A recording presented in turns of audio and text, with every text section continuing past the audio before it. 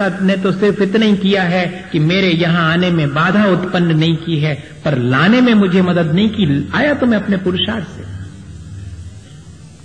बस इतना ही जरूर हुआ है कि जब मैंने अपने पुरुषार्थ को जागृत किया तो बस वो कर्म मेरा बीच में बाधक नहीं आया। वो आ सकता था, और अगर वो बाधक हो जाता तो हो सकता था कि मैं कहीं बाहर की कहीं एंगेज हो जाता और यहां नहीं आ पाता।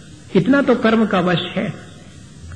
लेकिन कोई भी कर्म किसी को शराब खाने की तरफ ले जाएगा या कि जिनालय की तरफ ले जाएगा, ये निर्धारित नहीं करता। ये निर्धारित मैं करता हूं कि मेरे पैर किस तरफ मुड़ना चाहिए। कर्म तो जिस तरफ पैर मुड़ेंगे वहां पर बाधा डाल सकता है, हमें उस तरफ बाई फोर्स ले नहीं जा सकता। ये ध्यान रखना, ये हमारा पुरुषार्थ है। कोई ये कहे कि मैं तो क्या करूं, कर्म का उदय है, मुझे तो चोरी करने का मन होता है, ये मेरी अपनी चॉइस है, ये मेरे अपने कर्म का उदय नहीं है।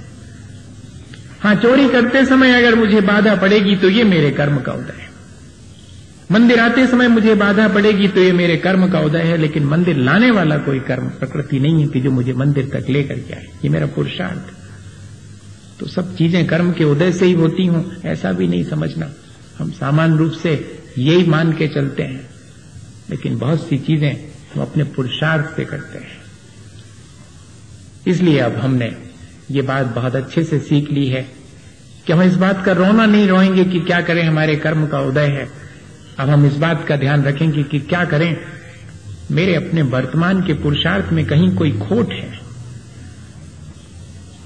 कि मेरे कदम जो है उस तरफ क्यों मुड़ जाते हैं, क्यों नहीं मैं अपने कल्याण के रास्ते पर चलता हूं। मेरे अपने पुरुषार्थ में कोई खोट है,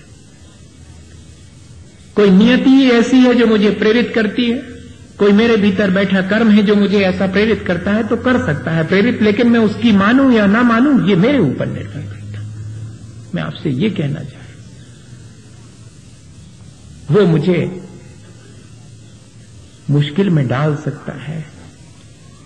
अगर वो असाता का उदय है तो मुझे मुश्किल खड़ी कर सकता है, लेकिन मुझे उस मुश्किल के दौरान विषाद करना है या नहीं करना है, संक्लेशित होना है या नहीं होना है, ये तो मेरे ऊपर निर्भर करता है। आपको थोड़ा सा लगेगा कि ये बात तो कुछ ठीक नहीं जमती, अपने को लगता तो ऐसे ही है, पूरी जिंदगी निकल गई ऐसे ही, और अपने पास ढेर सारे उदाहरण हैं। हम भी देना चाहें तो उदाहरण दे सकते कि कोई के कर्मों को फल ने भोगने पड़ो हो, चाहे राम राजा रामचंद्र जी हों और चाहे भगवान महावीर स्वामी हो, चाहे पहले तीर्थंकर ऋषभ देव हों, सबको अपने कर्मों का फल भोगना पड़ा। सो भैया मैं ये नहीं कह रहा हूं कि किसी को अपने कर्मों का फल नहीं भोगना पड़ता, मैं तो ये कह रहा हूं कि कोई कर्मों का फल हंस के भोगता है, कोई रो के भोगता, और कोई शांति से भोगता और कोई घबराहट में भोगता। इतना ही है।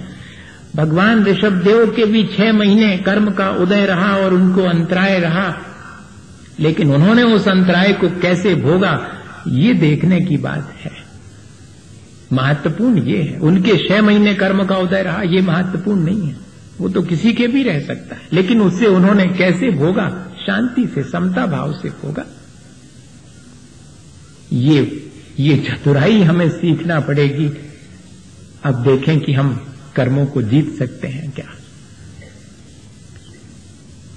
कर्मों को जीतने के 3 उपाय हैं।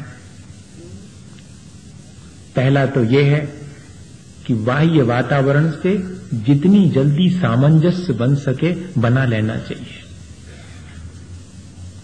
पहली चीज कहीं नोट करके रख लीजिएगा मन में, बाहरी वातावरण से जितनी जल्दी हो सके सामंजस्य बना लेना। कर्मों के उदय में ये स्थिति गड़बड़ा जाती है, सामंजस्य नहीं रह पाता, या तो बहुत हर्षित हो जाते हैं या कि विषाद कर लेते हैं, दोनों ही चीजें हो जाती, दोनों ही सामंजस्य नहीं है। सद्भाव और अभाव दोनों स्थितियों में सामंजस्य बना करके रखना। और दूसरी चीज, प्रतिक्रिया ना करें ऐसी कोशिश करना, करनी पड़े तो कम से कम प्रतिक्रिया करें, और यदि प्रतिक्रिया करें भी तो बहुत पॉजिटिव हो, बहुत रचनात्मक और कंस्ट्रक्टिव हो, डिस्ट्रक्टिव प्रतिक्रिया ना हो। दूसरी चीज, या तो प्रतिक्रिया ना करें, और अगर होती भी है तो अल्प करें, और उसमें भी ध्यान रखें कि वो प्रतिक्रिया रचनात्मक हो। और तीसरी चीज, संसार के घात प्रतिघात से बचने का प्रयत्न करें, क्योंकि संसार में यही चलता रहता है।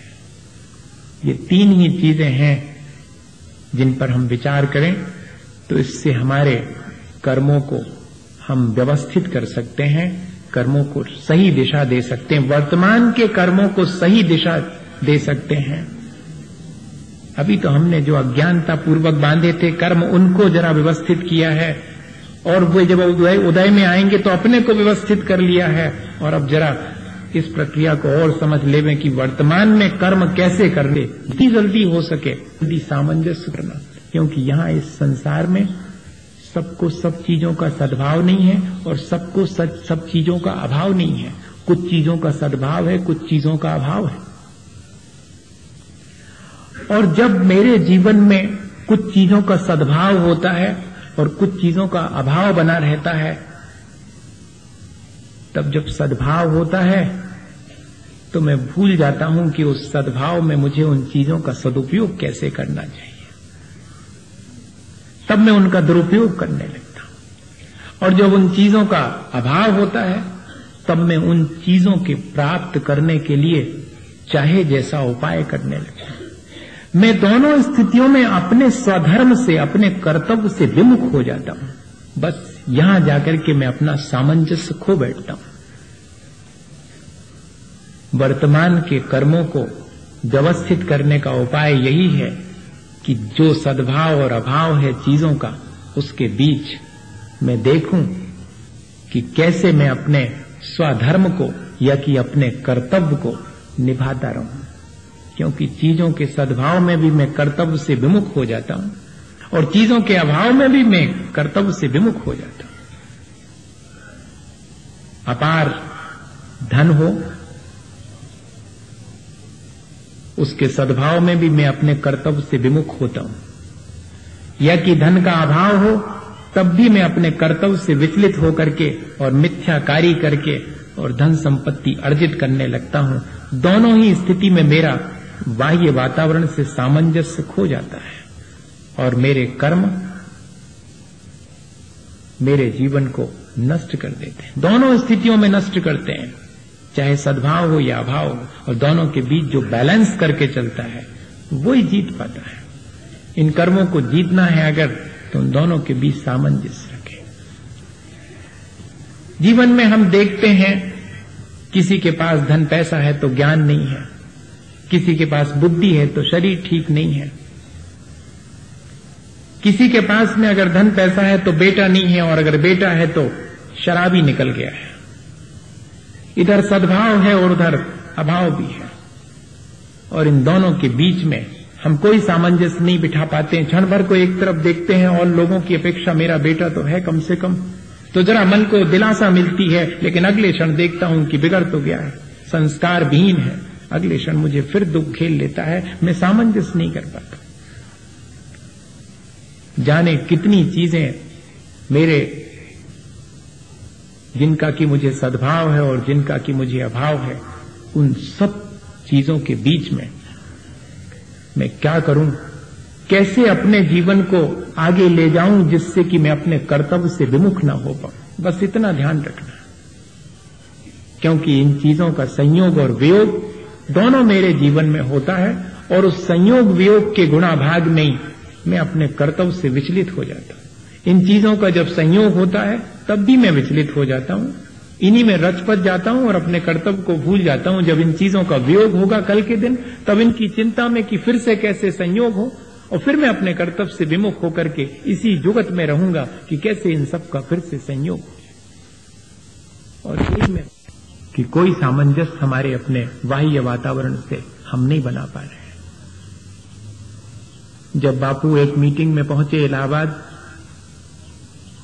और सुबह सुबह जब मुंह धोने के लिए नायडू ने एक लोटा भर करके उनको दिया, और नेहरू जी बाजू में हैं, मुंह वो भी धो रहे हैं, और चर्चा चल पड़ी कांग्रेस की, तो कब लोटा खाली हो गया ध्यान नहीं रहा और मुंह तो पूरा नहीं धुल पाया।